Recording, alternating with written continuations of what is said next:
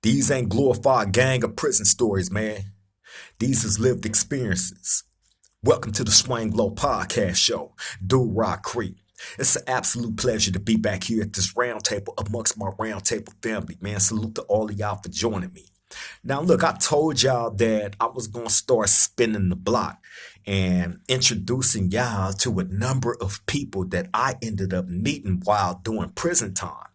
And I'm telling you, man, the list of people is so big and so humongous.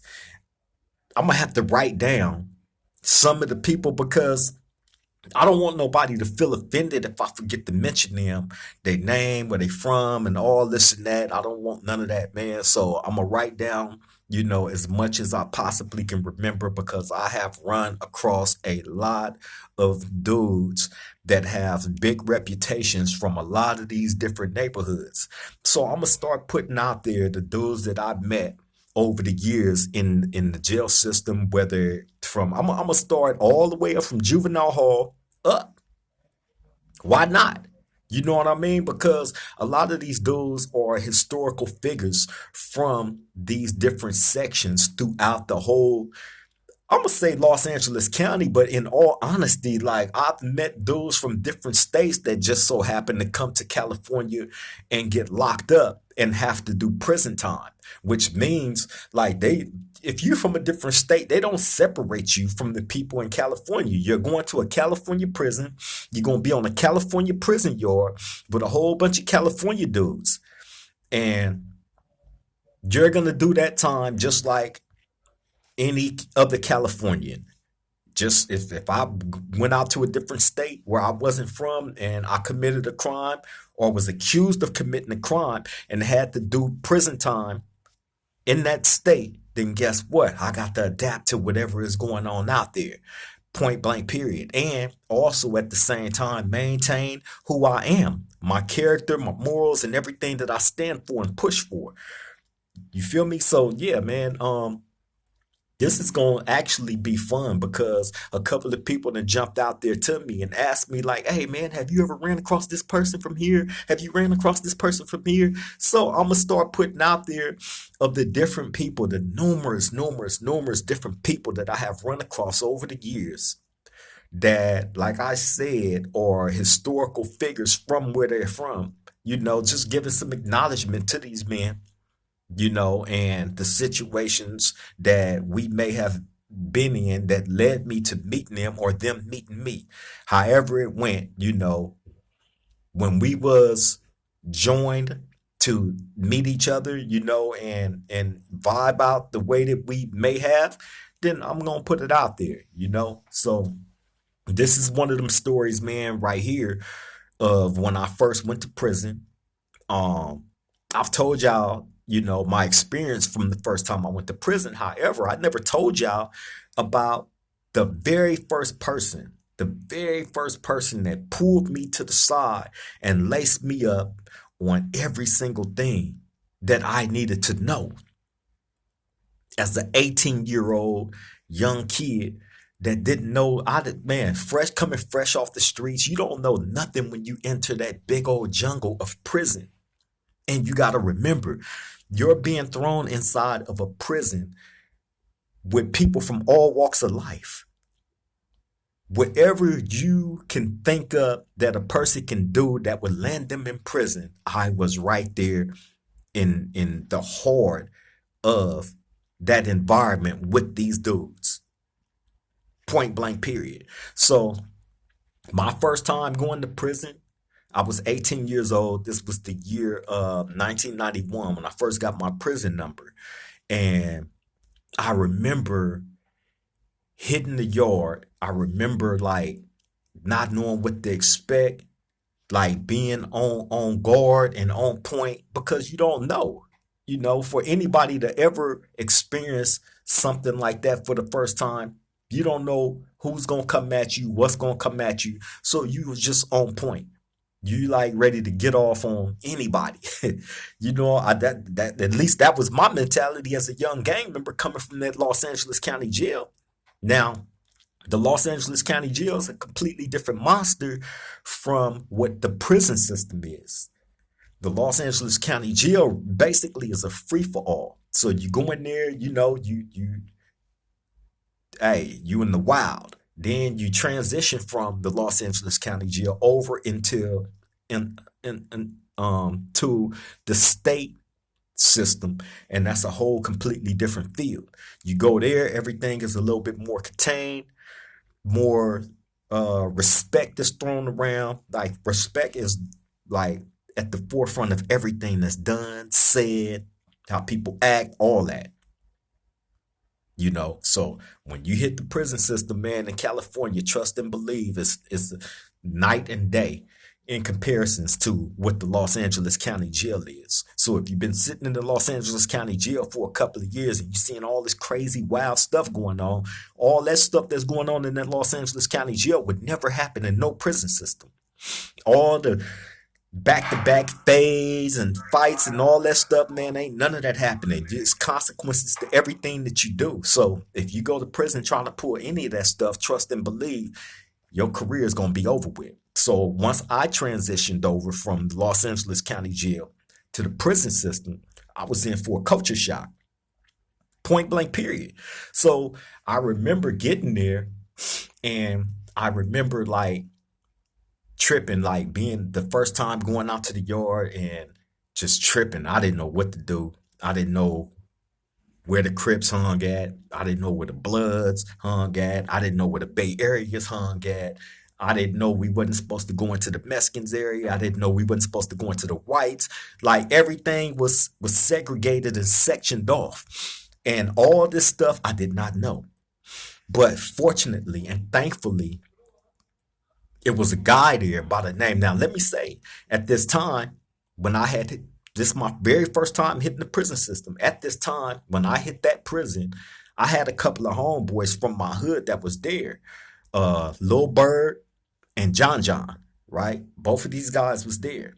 Okay. And then outside of where I'm from, like, or car area, it was uh Big Dre Dog from West Covina neighborhood and J Mac from West Covina neighborhood. I mean, excuse me, Jay Capone from West Covina neighborhood, right?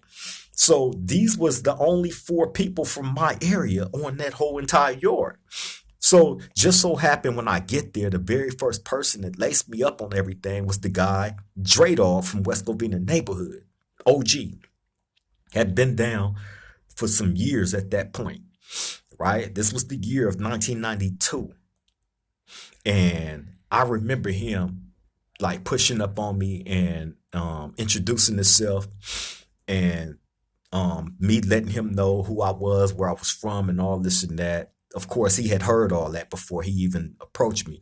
So anyway, um, I remember him telling me like, "Hey man, hit a couple of laps with me. I want to holler at you." So when somebody asks you to hit a couple of laps with them, what they're talking about is while you're out on the yard, y'all walking around the prison track, right? It's a big old prison track that goes all the way around the yard in a circle. So if somebody asks you to hit a lap with them, that's what they mean. Like walk the track with me. We're gonna talk and walk around the whole track, right? So bam, I'm like, all right. I walk around the track with him, and he's basically lacing me up on like everything that I needed to know that nobody else had came and told me, like where our area was at, where the Crips hang out at, where we're not supposed to go to, where the Bloods hang out at, where the Southsiders hang out at, where the North Days hang out at, where the white boys hang out at, where the others hang out at. Like all these stuff you got to know. Or you can enter into one of these dudes' spaces and be in violation just for entering into their space. I mean, you can go into somebody else's space, but you got to let them know, that like, hey man, I'm on my way over here real quick. Take care of this, whoa, whoa, whoa, bam, and I'm up out of here. You just letting them know that you're there, so they not thinking you trying to do a sneak attack on them. You know what I mean? So, yeah, man. I remember him lacing me up on all this, and then also lacing me up on the San Gabriel Valley. Right now, the San Gabriel Valley is a section area of the Los Angeles County, right? Now, LA County is extremely big. You got the San Gabriel Valley, you got the San Fernando Valley. Those are two different entities, right? But you got the San Fernando Valley, you got the San Gabriel Valley. Now, both of these valleys are within the Los Angeles area, So uh all the different cities that's outside of Los Angeles City, that's in the county area of Los Angeles, like we all count that as one. We don't um just like you got the San Bernardino, the IE area, right? Everybody that's within those cities that's in the San Bernardino County is gonna fall up under one car, just like the SGV, the San Gabriel Valley, just like the San Diego Crips. They all fall under one. You then move to LA, you got the Compton Crips, the Comptons and the Watts. They are one car. Then you got the neighborhoods. They are one car. Then you got the gangsters. They are another car. Then you got the Hoovers. They are another car. These are all different black gang entities inside the prison system. And we call them cars, right? So with these different cars, everybody function like to themselves unless something big is popping off, then that's when you're gonna see everybody come together as one. And like if it's a situation with the Mexicans or the whites or anybody outside of them being a Crip, if it's anybody outside of Crip, then and it's some beef, then we're all gonna come together as one and go against whoever that problem is, right? But other than that, these different cars function, to themselves. Everybody being their own little car. I mean, of course, you got people that hang out and intermingle with each other and all this and that. I'm not saying that these dudes are just exclusive to their core and all that. Nah, that ain't how it happened. You got dudes that from everywhere that mess with each other from everywhere, which is how I'm able to be able to bring y'all these little short stories of the people that I have met over the years. Because a lot of these dudes, the mass majority of them, is not from where I'm from. These are dudes that I've met over the years that's from different hoods, different sections, that I went outside of where I was from to meet, and ended up building friendships with some of these dudes and bonds with some of these dudes that still hold to this day.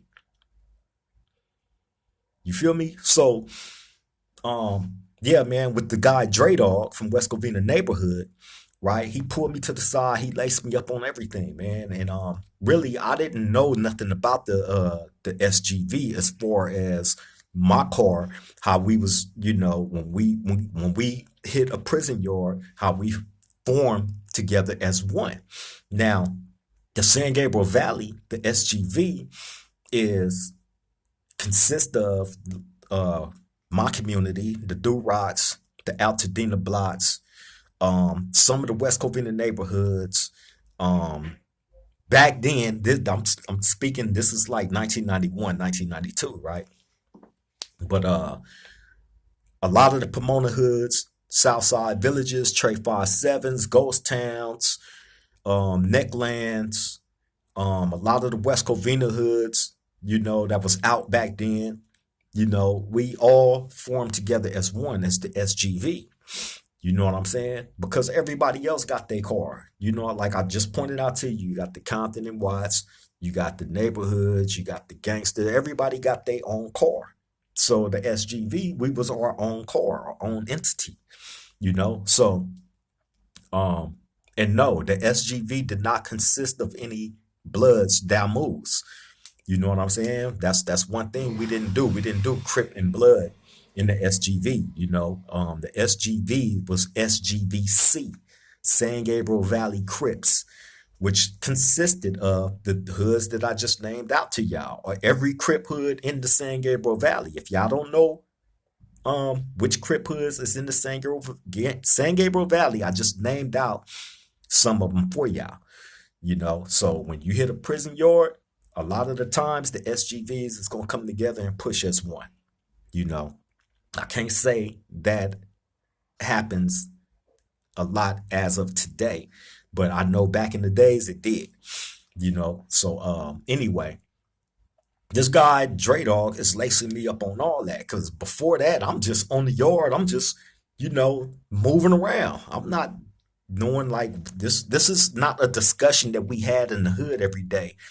With the older homies that had been to the prison system. And the cold thing about it, I went to prison before some of my older homies went. You feel me? My prison number is older than some of my older homies, but that was just me, being around a lot of these older dudes and learning what I was learning from them, and then going back out, getting into the field, doing what I do. And I ended up in that unfortunate predicament of going to prison, being in prison, and having to do prison time at a young age.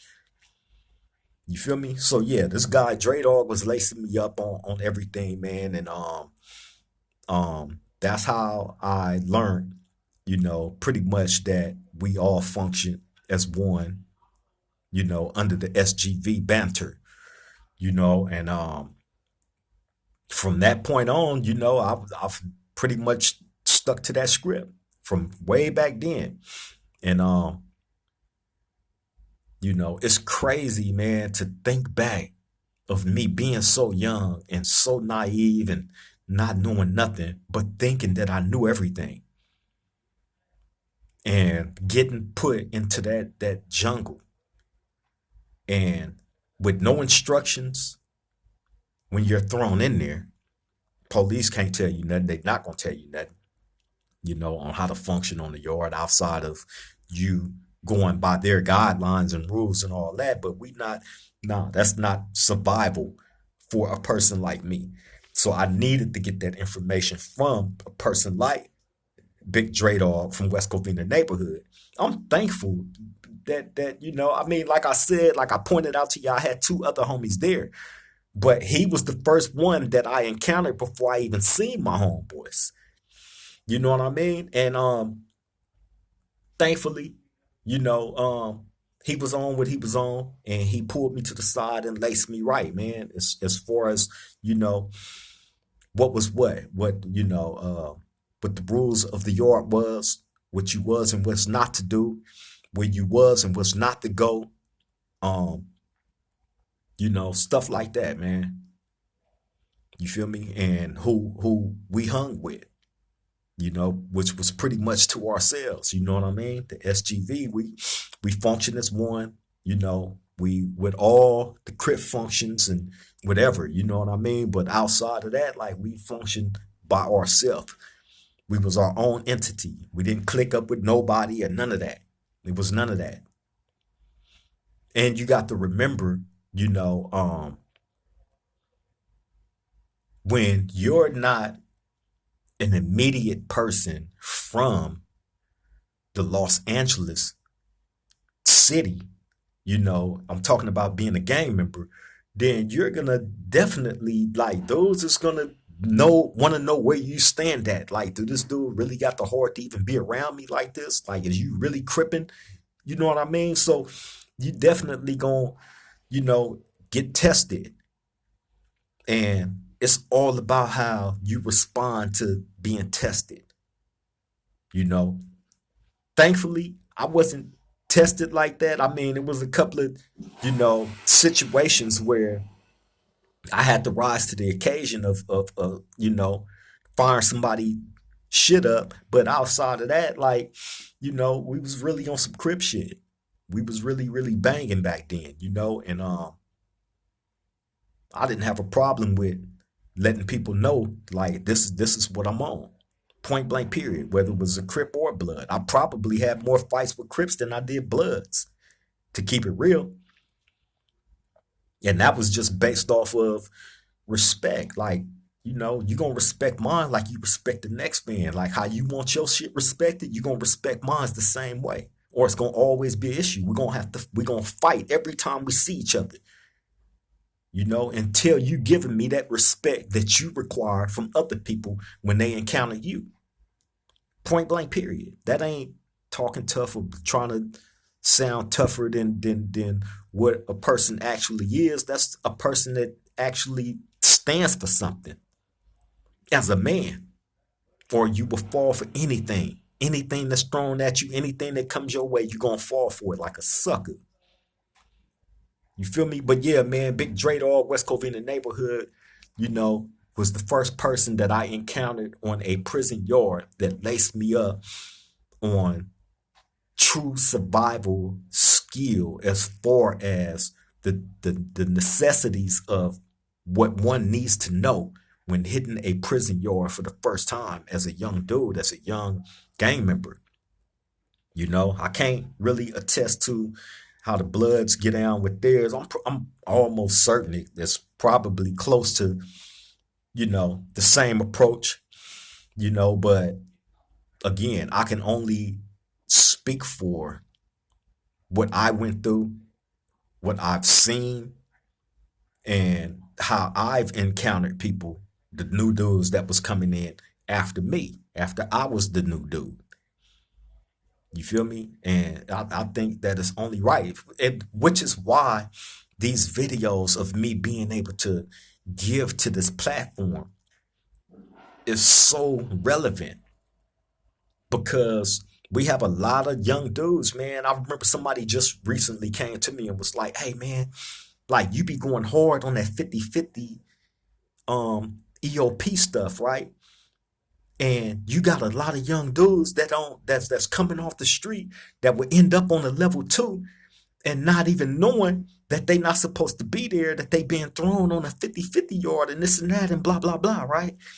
And like, how are they supposed to get out of that twist? And my thing is this. If the younger generation want to have a relationship with their OGs, whether the OGs is locked up or not, they have to make the effort to have a relationship with these dudes in order to receive this type of information. In this date and age right now, it's a lot more convenient for you to go to the internet, such as a YouTube, click on the channel, and go to your homeboy's page and see what he's talking about as far as the 50-50 EOP stuff go. Um, I've talked about that numerous times. I'm completely against anybody going to a 50-50 yard. I'm completely against anybody going to an EOP yard, a SNY yard, or any of that. Right? No matter how different people would jump on here and try to paint it. Oh, if you go to a 50-50, you get out, you get released. And this, hey, I don't know not one person, not one, that went down to a 50-50 yard and went home that had life. Not one person. That's all cap.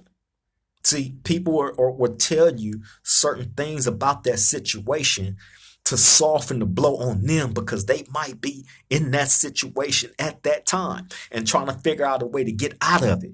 You placed yourself in there because before you end up on one of them yards, you go inside that office, you talk to your counselor, and your counselor is lacing you up on everything. And before you agree to go to one of those yards, he's going to ask you, is this something that you or consider doing, going to a 50-50 yard? You're going to either say yes or no. If you say yes, he's going to slide you that paper, right? And that paper is basically listing down like what to expect when you go over to this yard and who you're going to be with. And if you're okay with that, he's going to tell you sign the dotted line. Once you sign it, then they're going to push that to Sacramento, and Sacramento would definitely get you to one of those 50-50 SNY EOP yards. Point blank, period. So you have a conscious decision on if this is something that you want to do or not. So can't nobody feed me nothing. I don't care what nobody on a 50-50 yard or anybody that's on the street, they got an opinion about this and you're not living it. That's what baffles me. People that's on the street that entertain these 50-50 dudes and then tell their young homies, this is people that's on the street, supposed gang members, telling they young homie, do what you got to do to get home, homie. Do what you got to do, right? and you're encouraging these dudes to go to one of those yards, and let's just say you do that, they end up over there and they get in something. They get in something before they able to make it home. They get in something. They get a write up. They get kicked off their yard because that's how it go. They get kicked off their yard, and the police is trying to send them back to a main line. But it's already on their jacket that they've been to a 50-50 PC yard. So guess what's going to happen when they hit that main line again? They're going to leave that yard on a helicopter with their life in jeopardy. I don't care who it is. I don't care how many bodies you got under your belt, how many fays you took in the Los Angeles County Jail, how many stabbings you got under your belt in prayer. I don't care about none of that. Because guess what? At the end of the day, none of that counts. None of that matters. Because if you're in violation of going to a 50-50 EOP SNY yard and they send you back to a main line, you're going to get hurt. Period. So stop saying, oh, the OGs don't tell us about this and about, well, you got one that's making these videos that's telling you right now what to expect. Don't be fooled. Do not allow no dude that's on the streets to encourage you to go to one of those yards, bro, because it's going to end bad for you. Point blank, period. But yeah, I just wanted to bring y'all, this little short story, man, about the homie Dre Dog from West Covina neighborhood that laced me when I first came to prison, man, and gave me the necessary game that I needed, to get through that situation. I'm thankful for that. However, this is not the glorification of going to prison, being in prison, and, having to adapt to that atmosphere or none of that. We don't glorify jail, prison, or violence against nobody. We don't advocate for people to go join gangs and commit crimes. We don't do none of that. Although I am gang affiliated, but I would never encourage anybody to run into the walls that I ran into. I'm trying to keep y'all from running into walls. Point blank, period. Even if this helps you become a little bit smarter in the decision making that you make as a gang member. I'm not trying to talk you out of being a gang member. I'm trying to smarten you up as a gang member. Point blank, period. Either you're going to take the game and run with it, or it's going to go in one ear and out the other, and you're going to end up in an unfortunate situation where 9 times out of 10, you're going to end up on a 50-50 SNY PC yard for not listening. Then you're over there like a whole bunch of them dudes that's making these videos now, throwing them on YouTube. Oh, they letting the Mexicans dictate what go on the main line. They let the Mexicans do this and do that and blah, blah, blah. Man, get up out of here with that. You made the decision to go over there. We didn't force you. You made the choice. Point blank, period. You made your bed, lay in it comfortably. You feel me? But yeah, man, I'm finna get up out of here.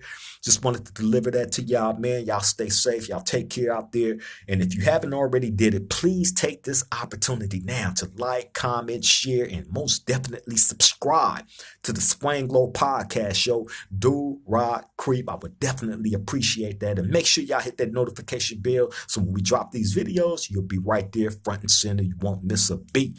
Now, like I told y'all, I'm going to keep spinning the block, going from area to area, city to city, hood to hood, and bring some stories about some of these fascinating dudes that I have run across over the years in the prison system. Shout out to everybody.